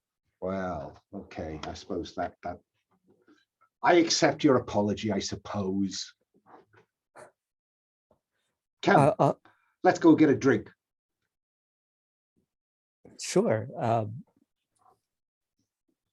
If you're finished with the sheep. Yeah, I haven't killed one yet. Come on. And he'll lead you through the village to the local alewife. Because I think we have a generous alewife called Quenhild. And he says, Quenhild, a jug. In fact, two jugs for my friend and I. And she says, okay, Dill, yes. Oh, and she pays a bit of attention to you. Oh, you must be one of those people who arrived last night. And she puts the jugs down, and Dill goes at the jug with a vengeance. What's your reaction? Do you keep up? Not. I drink, but not to it. No, I'm not competing with him. Yeah. So how long are you staying? Oh, it depends on my companions. You don't want to stay around here. This place is on the way down. I don't know why I stay here. Oh. The old man is past it. And his heir will surely take over. Oh, Osbert. Yeah. Osbert. You know what they call him? Osbert? They call him the boy. The boy. He's never going to lead this place. When the old man dies, somebody from, over the hill turn up and just sweep through here and wipe the place clean. Can you imagine everyone, oh, come on, let's join Osbert and protect the village. The boy, he's a boy. How many years is he now? Oh, he's the body of a man, but he's weak. Do you know what he told me once? He'd rather be a bard. Yeah, exactly. That was my reaction. You're the heir. I'd rather be a bard. I want to tell stories. Oh. Gee whiz. I mean, come on. What's that about? A pity his brother then did not make it. Oh, no, I mean, the brother was, now there was someone who could have taken this place by the scruff of the neck and made it something. Oh. Pity that he died. Yeah. He was good fun. Huh. Do you know if the present Lord was alive when Hrothford was immortalized in a verse? And I'll sing the verse. I know. Yeah, I know that one. No, predates. I think probably his grandfather's time. Before my time, obviously. Oh, okay. Do you know the meaning of the verse? I hate to tell you this, but yes, I do. But every bard who takes service with Ailnoth is sworn to secrecy. If I told you, I'd have to kill you. Perhaps you can tell me and we can share this vow, so it's not so much a burden for just the one. That would mean you wanted my job. Well, have you need for an assistant? I work better alone. Have for some time, will when you move on. Have a drink. Take a drink. You know, I'd be happy to provide a service for such information. I confess that this mystery of the verse has vexed me for very long. I'll think about it. Oh, But how interested are you? I am very interested. That lord of yours looks like he's not short of a penny or two. Ah, coin. Yeah, I'm sure I can arrange that. Let's talk again when you can. And marches off unless you want to stop him. No, that's fine. Thank you. Walden, this has been going on. Do you want to do anything, or do you just want to pick up where from where this leaves everyone?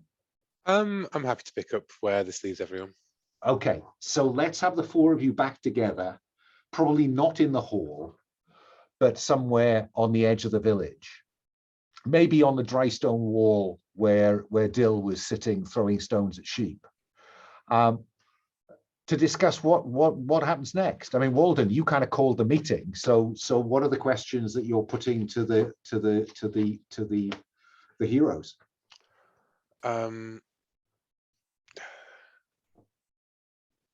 Well, we all know Beornoth's sight is true, even though the rest of us can't see it. So the spirits are active and ill-intentioned here. And that does play back to what Hywel said, that the spirits of air and water were in turmoil. Seems the portents were right. Woden has led us here for a reason, and it must. Oshbert thinks that everyone believes that Bada died by beast, yet Cuthred has seen him, and yet no one is concerned. Should we set out on the hunt, my friends, or should we find out what the cause of this bad blood was between Bada and the village? Hywel? The Osbert said it was a very violent death, but he did not himself see the body. So it is difficult to say what the truth of that matter is. There is apparently a witch, as some would put it, that they suspect of, that some suspect may have been involved in this, and he'll point kind of off at the lean-to. Of course, if she does truly have power, she may be useful to us, but it is equally likely she merely knows how to birth sheep and lance boils. There is always a witch, yes. Whether it is true or not, we'll find out. But there are also many things that may take the face of men, dead or alive. And he looks pointedly at Hywel. Beornoth, what's your contribution to this conversation? Spoken with the loon. He speaks no falsehoods. He has the sight as I do. What he has seen out on the moors, I do not doubt. Thrydwulf?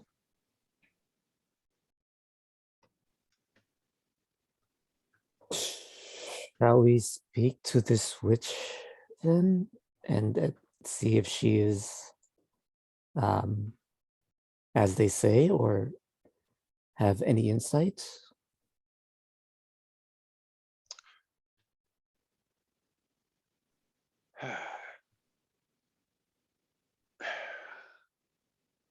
I would, well, if we wish to speak to the old woman, then why not? Perhaps it will not reflect kindly upon us, though, if the villagers see us doing so. I'm more than happy to go out on the hunt upon the moors and see if what Hrothford has seen has left anything visible to mortal eyes. I'll join you. Yes, and perhaps you could see what is not, Beornoth. So it looks like Walden and Beornoth want to head up to the haunted moorland. Thrydwulf, Hywel? Yeah, I think I'm kind of tempted to go that way as well. Though I may actually pop in to call on our resident witch. Okay, let's cut to the four of you heading up the slope above that overlooks the village, but making a beeline first for Arda's hut. Thrydwulf, this was your idea. What do you want to do? Yeah, I'm fine with speaking with her, and whoever wishes to join me may, if you feel it's a waste of time and would like rather wait out here. That is. I'll not be take honest with insult. you. I'll be honest with you. You won't get all four of you in that hut. I will range ahead and make sure we know the path. I'll be back shortly.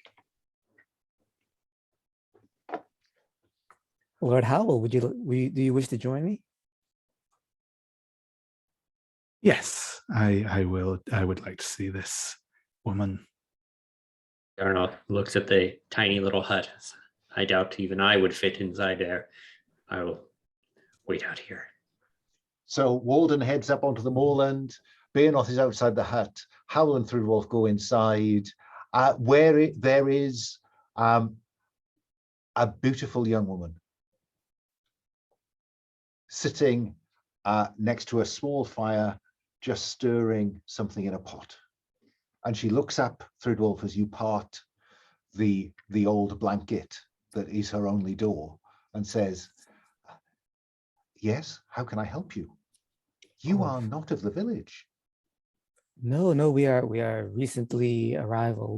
I apologize for bothering you, but is your mother here? My mother's long gone to the other world, my friend. I was told a woman by Ardra lived here. I'm Arda. Oh, forgive me. I'm Thrydwulf, and this is my companion, Lord Hywel. Oh, my lord. And her attention shifts to Hywel. What brings you to my humble place? We were told that you were a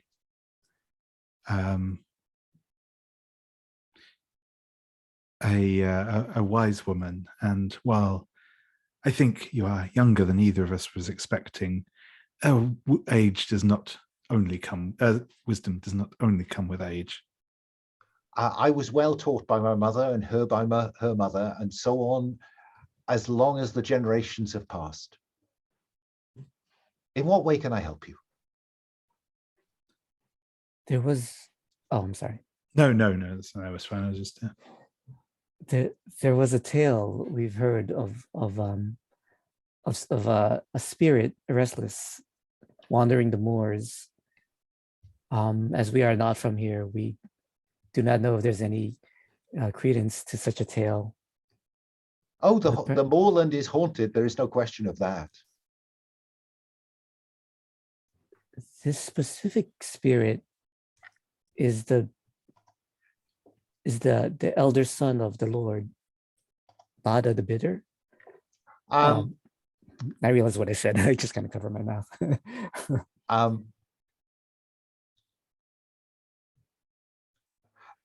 Often on the moorland, people see the people that they want to see. Cut to Walden on the moorland. Quite cloudy over the top of the moorland. There is a location move associated with this. which is each time you approach, enter, or traverse this location, the hero taking the lead describes the approach they take and rolls the attribute that the Fates agrees is most appropriate. So what do we see, Walden, as you are heading up into the moorland, ranging ahead, as you put it? I think this would be that he's indomitable. The moorland is like rolling and steep and has inclines and like dips, and the visibility, like for such a what a seemingly sparse landscape, it's actually filled with quite physical challenges that don't really seem obvious to the eye, and he is leaping from nook to cranny to place, observing where where the path doesn't lead clear, whether you go through marshland on the bogs in this moorland. It looks like nothing. It's really, you're going to end up to your knee and break a leg on it if you try and just walk straight across. So that sounds like roll with steel to me. Yeah, that's what I was really leaning towards. It's kind of like Aragorn running around in rings. No attempt at any stealth or anything like that. Just making progress. Yeah, well, I mean, I think he's doing it slowly, because he's not going too far ahead of the others, right? Okay. But yeah, that's a 13. Gee whiz. I know. I haven't rolled. Oh, if only I rolled so high in every other game, right? Okay. On Delta Green. on 10 plus, choose 2 and accept the loss of or consequence of whatever you didn't choose. So that's essentially choose to whatever you don't choose is true, right? Yes. Yeah. Okay. Or lost as an opportunity. Well, yes. Yeah. So I will rule out the risk associated with this place.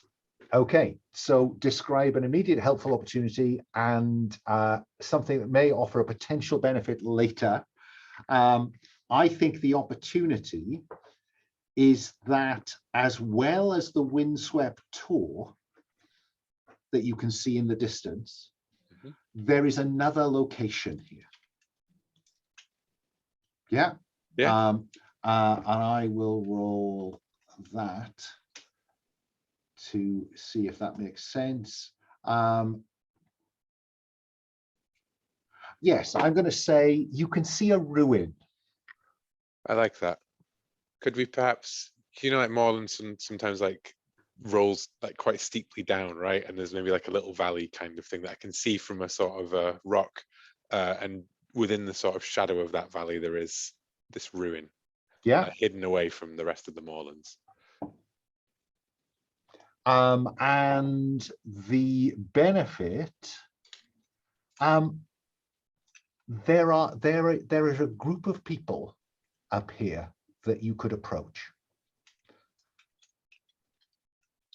Let's cut back to Thrydwulf Hywel. Unless you have anything else to talk to Arda about, are you going to try and catch up with Walden or not? Oh, I think so. I might flirt with the witch a little bit. Beornoth, what about you? I think Beornoth is impatient and kind of anxious that this conversation is going on too long. And the plan was that Walden would be kind of the truly the scouting group, but we would be there for him if anything bad happened. And it's taking long enough that we should probably make our way up there. Because he's definitely disappeared out of sight now. Yeah. Yeah. And so Walden, there are a group of people, and I think it's a no-brainer. They are hunters, and they are on the slope down into that valley near the ruin. What do? Go on, stay put, go back.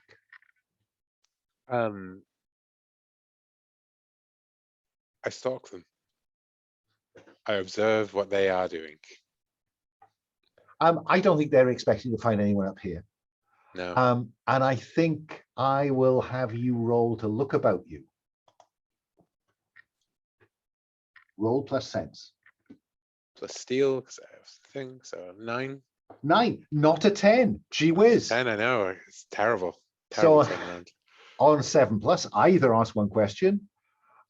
Weakness wouldn't apply, I think, at this stage, or agree a detail to add to the scene. So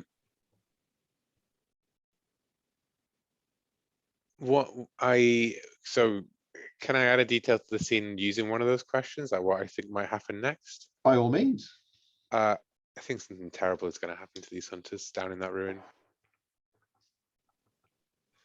And I think that what we'll see them enter that ruin. And that's when the screaming begins. And that's when we'll pick up next time. So if we've got a minute, I'd quite like to do a stars and wishes, if that's okay. Just to see what you want to see next time. So let me go in character keeper order because I lack imagination. Sam, any stars? I had a great time. I'm really enjoying this kind of grumpy loner character that doesn't really want to be here but is there by necessity. And I think that this group has managed to make that work out really well with everybody kind of bringing him in, and I'm doing my best to try and still be engaged with the conversations even though he is kind of a loner. And a specific shout out, I loved the bard just getting himself into a stupid, messy situation because that's such a good trope and we don't see it often enough. Do you want me to do wishes as well or just start? By all means. Start off? By all means. Wishes. I want to see the four of us all in a fight together. I want to see how we manage that. I have a rough idea of how Beornoth and Walden will handle themselves, but I'm excited to see what Thrydwulf and Hywel pull out of their hats as in the middle of a fight. I want to see that. That's great. Thank you. Will, any stars, any wishes? Yeah, I really enjoyed today. It's nice to be back in Eotenweard. It's nice to play a different character, whole different group of people in New Settlement. Go through all of the generation. I really enjoyed the way we've all felt our way through the spontaneous stuff, like building off things and sketching out little bits, and then going where the story goes, and then creating a bit more when it becomes necessary to. And you picking up the bits where we hand it back over to you, Alan, as well. So those would be my stars. My wishes, I guess, would be, the threat, the supernatural threats, or whatever the middle of the drama. Obviously, that's inevitable, I think, but I want there to be a threat, basically. In a two-shot. Yeah, I think we are pretty guaranteed to confront something supernatural next time round. Yeah, but obviously, I definitely want to try and use that baiting a trap move at some point. Yeah. Which I will work my way towards, of course. But that may require you to spend a night on the haunted moorland, it seems to me, but we'll see where that takes us. Okay. Rod, any stars, any wishes? Yeah, stars to everyone. I really love the collaborative nature of this, and how we're able to contribute to the plot, and how you take that and shape it is really fun to watch. Especially the mention of the dead brother that that seemed to come out of nowhere, but now it's become a focal point. So stars to everyone for everyone playing their character, leaning into it. That's cool. Any wishes? Any wishes? I don't know that I have any particular wishes at the moment. Well, I have to tell you now, Rod, Thrydwulf is probably going to confront the supernatural threat, whether he wants it or not. I wish that I don't have to confront a supernatural threat. No, yeah, that sounds fine. Sounds cool. David, any stars, any wishes? Yeah, no, definitely stars around. I think to kind of echo what people said, I really enjoyed the sort of the collaborative bits with like the people in the village, and the landscape, and also just like that like the intro bit as well when with on the sort of hospitality role. That was all really cool. So that's both like a star for the structures, and also like what then people brought to it. So I thought that worked really well. Yeah, and the characters were really good fun. I really liked Beornoth, and I think I said it can sometimes be like a little tricky to like play those sort of more loner characters in a way that still is fun. But I thought I really liked the way that sort of even though Beornoth didn't necessarily say much, it always mattered, and he did some cool stuff. The bit with the water spirit in the well was awesome. I really loved that. It was great. Well, I think the way that you kind of obviously having a bit more experience with the game, that you kind of lent into that, but without but leaning into it by not overshadowing everyone else and not kind of being too heavy, like putting too heavy a thumb on things. I thought, but keeping things moving. I thought was really cool, and I really like that kind of the more mercenary aspect we got from Walden was great fun. I like that a lot. And yeah, second, I think the whole bit with the story was awesome. I loved that. I always love a good in-character story in games, and that was a nice fun one. So that was really great. And as Eleanor, enjoying what I've seen of the system so far, and looking forward to playing more with it, and the sort of feeding back into what other people brought to the table was really cool. In terms of wishes, I mean, obviously my biggest wish is that I will actually be able to make it for at least some of next session. I'm hoping that we'll be done by about 8 o'clock, so I should be in by then, but yeah, we'll see how it goes. That's great. No, well, we certainly hope to see you as well. In terms of the stars, yes, Sam, making the loner character engaging can be tricky.